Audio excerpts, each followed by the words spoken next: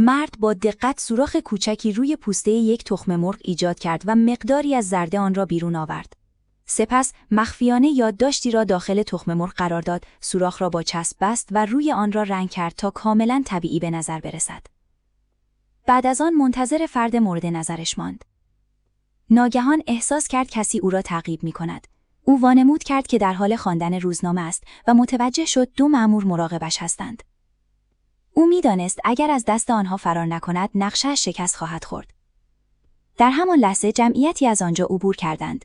مرد سریع عینکش را برداشت و خود را میان جمعیت پنهان کرد. مأموران فردی را گرفتند اما اشتباه کرده بودند و شخص دیگری را دستگیر کردند. پس از اینکه از دست آنها خلاص شد، مرد به مسیر خود ادامه داد. او زنی را دید که قصد داشت برای زندان غذا ببرد و به سمتش رفت. زن با تعجب به او نگاه کرد. مرد آرام گفت که دوست شوهر اوست. شوهرش در سلول شماره 90 زندانی است و آنها در حال برنامه‌ریزی برای فراری دادن او هستند. سپس از زن خواست این تخم مرغ را به داخل زندان ببرد. زن گفت که شوهرش اصلاً تخم مرغ نمی‌خورد. اما مرد اصرار کرد که فقط کافی است تخم مرغ به دست او برسد تا بتوانند نجاتش دهند.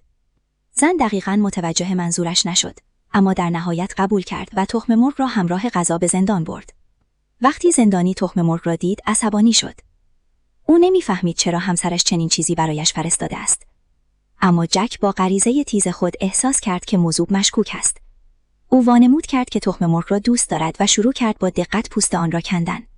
درون تخم مرغ یادداشت کوچکی پیدا کرد که روی آن نوشته شده بود: با ضربه زدن به دیوار موقعیتت را مشخص کن.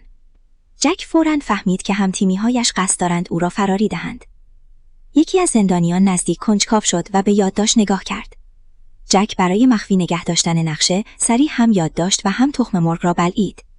وقتی نگهبان حواسش نبود، جک با کف خود شروع کرد با ریتمی منظم به دیوار ضربه زدن.